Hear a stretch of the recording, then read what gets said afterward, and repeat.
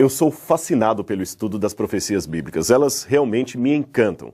Por isso eu fico muito empolgado quando vejo o tema Apocalipse estampando várias manchetes.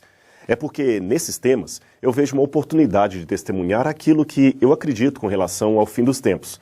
Aliás, uma pesquisa recente feita pela Lifeway, uma organização não denominacional dos Estados Unidos, revelou que a maioria dos evangélicos gostariam que o seu pastor pregasse mais sobre o Apocalipse e o fim do mundo. E eles estão sentindo falta desses temas.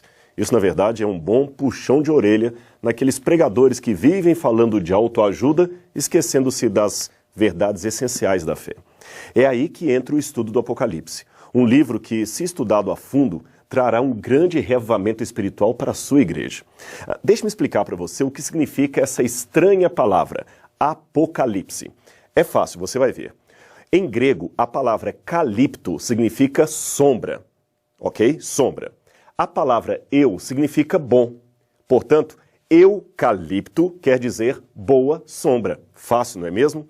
Agora, o prefixo apó é uma preposição que pode significar para fora de, para longe de, retirado de. Por exemplo, apóstolo, aquele que é enviado para pregar fora, para pregar longe. Apostasia, aquele que sai do meio do povo de Deus, e assim por diante. Portanto, quando eu junto a palavra apó, para fora de, com calipto, sombra, você encontra o termo apocalipto ou apocalipse, isto é, para fora da sombra, para longe da sombra. Ora, o que está longe ou fora da sombra está às claras, está revelado. Por isso que Apocalipse significa revelação. Legal, não é mesmo? Ele é a revelação de Jesus Cristo, que Deus lhe deu para mostrar aos seus servos aquelas coisas que em breve deveriam começar a acontecer. Mas o fato de ser uma revelação de Deus não impede que haja entre os cristãos sinceros diferenças de opinião a respeito desse livro e, por isso, eu queria começar citando uma frase de Santo Agostinho que, para mim, é texto de cabeceira. Santo Agostinho dizia que, no que é essencial, devemos ter unidade. No que não é essencial, podemos ter diversidade ou liberdade. Mas, em tudo, é obrigatório que tenhamos caridade ou amor, especialmente por aquele que pensa diferente de mim. É por isso que, com muito respeito, eu creio que vou chocar alguns irmãos evangélicos que seguem as minhas redes sociais. Então, você está preparado para o choque? Pois bem, lá vai. Eu não creio no arrebatamento da igreja. Pronto. Mas como? Será que o Rodrigo Silva perdeu a sua fé? Não é nada disso. E talvez você se surpreenda em saber que eu não estou sozinho nisto. Uma pesquisa feita pelo Pew Forum sobre religião e vida pública entrevistou 2.200 líderes evangélicos de 190 diferentes países e descobriu que 32% deles também não acreditam que haverá um arrebatamento secreto da igreja no fim dos tempos. Quando a pesquisa muito semelhante foi feita com teólogos, desta vez norte-americanos, o número daqueles que negavam ou nutriam sérias dúvidas sobre o arrebatamento era da ordem de 60%. Apenas para situar aqueles que talvez não saibam do que eu estou falando, é que uma grande parte dos cristãos evangélicos de hoje, especialmente pentecostais e neopentecostais, acredita que a segunda vinda de Cristo terá duas fases. A primeira é quando ele vem de maneira secreta para arrebatar ao céu aqueles crentes mortos e vivos, conforme está em 1 Tessalonicenses capítulo 4, versículos 13 a 17. Nesta compreensão, uma multidão de pessoas irá desaparecer de um momento para outro. É por isso que, em alguns automóveis, nós vemos às vezes aquele adesivo escrito "Cuidado, em caso de arrebatamento, este automóvel ficará descontrolado".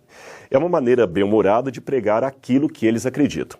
Bem, continuando então, em virtude desse suposto desaparecimento da igreja, que seria arrebatada por Cristo, haverá então 7 anos de tribulação na terra, governada pelo anticristo, que perseguirá o país de Israel, e nesse momento os judeus deverão se converter a Jesus. Então só depois disto é que Cristo volta, aí sim, numa segunda fase, em glória e majestade, em companhia daqueles que já haviam sido arrebatados anteriormente, e então reina 1000 anos sobre a terra. É mais ou menos isto que ensina o dispensacionalismo ou a doutrina do arrebatamento secreto. No entanto, talvez poucos saibam, mas apesar do fascínio que essa visão traz sobre muitos crentes, esta não é uma doutrina claramente encontrada na Bíblia Sagrada. E mesmo que você diga não, está assim na Bíblia, deverá admitir que desde que o apóstolo João escreveu o Apocalipse até o ano de 1830, ninguém jamais falou dela. Ou seja, tivemos 1800 anos de cristianismo sem que ninguém sequer ouvisse falar do tal arrebatamento secreto. Quem primeiro pregou isto foi John Nelson Darby, um pregador anglo-irlandês. E sabe onde ele se inspirou? Nos escritos de um jesuíta espanhol chamado Francisco Ribeira, que projetou a profecia do anticristo para um longínquo futuro a fim de combater a doutrina ou o entendimento protestante da época que via o Apocalipse 13 como se cumprindo no poder papal da Europa. Isto é uma questão de história. Eu não estou inventando. Você pode checar as fontes. Os grandes reformadores, aqueles como Lutero, Calvino, Zwinglio, os irmãos Morávios, Wesley, nenhum deles acreditava no arrebatamento secreto da igreja. Pelo contrário, todos falavam apenas de uma única e clara volta de Jesus, que acontecerá em apenas um estágio e será visível e gloriosa em todo o mundo, e não num arrebatamento pré-tribulacionista. Somente no início do século XX é que essa visão do fim se tornou popular através da chamada Bíblia anotada de Scofield e outros evangelistas. Agora, é estranho que uma doutrina assim tão complexa, tão bem elaborada como esta, e que seja supostamente bíblica, seja tão estranha na história do cristianismo. É estranho que nenhum servo de Deus a tenha percebido em 2000 anos de história da igreja. Uma vez um pastor evangélico muito consagrado a Deus, a quem eu respeito muito, me disse: mas Rodrigo, Deus tem de tirar o seu povo da terra antes que venha a grande tribulação. Veja, a história sagrada ensina que em todos os tempos, era ele argumentando, em todos os tempos de juízos divinos sobre as civilizações, Deus sempre livrou seus fiéis. Livrou Noé do dilúvio, livrou a Ló da destruição de Sodoma, livrou a Israel das 10 pragas que atribularam o Egito e prometeu livrar a sua igreja na hora daquela tentação que há de vir sobre toda a terra. Ele então citou Apocalipse capítulo 3, verso 10, que diz: eu te guardarei na hora da provação. Mas espere um pouco. Eu falei para ele então: pastor, guardar é proteger, não é retirar de um lugar para o outro. Em nenhum desses textos que você citou, Deus arrebatou o seu povo para não sofrer o juízo. Pelo contrário, ele os protegeu, mas não os tirou. Jesus mesmo orou ao Pai: não peço que os tires do mundo, mas que os livres do mal. Veja, Noé estava protegido dentro da arca, mas permaneceu em meio ao dilúvio. Ló foi tirado pelos anjos, porém correndo em meio ao fogo que caía, e ele não foi arrebatado secretamente. Os hebreus, é claro, foram poupados das pragas no Egito, mas continuavam na terra de Faraó enquanto as pragas caíam.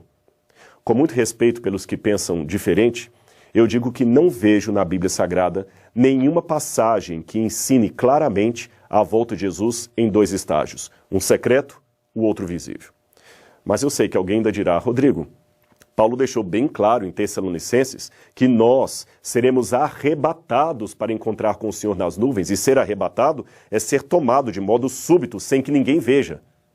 Ora, confira o dicionário e você vai ver que arrebatado não tem nenhuma conotação de ato secreto, nem em português, nem no grego, que era a língua original do Novo Testamento. Tanto é que a palavra harpazo, ou arrebatar, pode ser traduzida por roubar em Mateus 12, 29. E veja que ela claramente tem o sentido de algo visível, pois Jesus diz nessa passagem que ninguém consegue roubar ou arrebatar a casa do valente a menos que o amarre. Ora, se fosse algo secreto, o valente nem perceberia.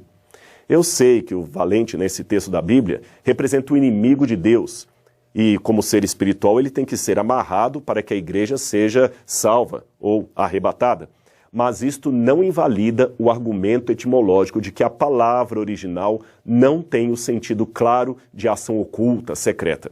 Aliás, se você prestar atenção, todos os textos normalmente lidos como referentes ao arrebatamento secreto da igreja possuem em seu contexto um quadro maior de vinda inesperada, porém gloriosa, e visível em todo o mundo, até pelos ímpios. É claro que, pelo tempo, Eu não tenho como analisar passagem por passagem, mas eu cito apenas uma delas, que está em Mateus capítulo 24, versos 40 e 41. Ali diz: 2 estarão no campo, um será tomado e deixado o outro. 2 estarão no moinho, uma será tomada e deixada a outra. Será isto um arrebatamento secreto? Creio que não, por 2 motivos. Primeiro, esta passagem segue depois dos versos 30 e 31, que falam da visibilidade mundial da volta de Cristo. Portanto, é depois da vinda gloriosa que esses textos têm lugar. Em segundo lugar, a comparação que Jesus faz imediatamente antes é com o dilúvio. Esse é um dado importante para você entender essa passagem. Você pode ver na sua Bíblia. Ele fala: assim como foi nos dias de Noé, assim será a vinda do Filho do Homem. Nos dias de Noé, os homens não perceberam até que veio o dilúvio e os levou a todos. Note, os que foram levados pelo dilúvio são aqueles que se perderam. Aí ele arremata: do mesmo modo em minha vinda. Um será tomado e o outro deixado. Ou seja, um será levado, como os antigos foram levados pelo dilúvio, e o outro será poupado, como poupada foi a família de Noé. Logo, a análise textual nos indica que os que são deixados são os que se salvam, e os que são levados são os que se perdem. Veja com calma na sua Bíblia e você verá que é isto mesmo. Agora, a despeito de qualquer discordância interpretativa ou teológica, uma coisa eu posso dizer com muita convicção. Independente da religião que você professa, ou até mesmo da ausência dela, pois muitos preferem não seguir religião alguma, eu espero que você concorde comigo pelo menos nisto. Jesus ama a mim e a você. E se formos fiéis a Ele, Ele voltará para nos levar ao reino que Ele mesmo prometeu. A sua promessa não falha, e o Apocalipse é a certeza que nós dois temos disso.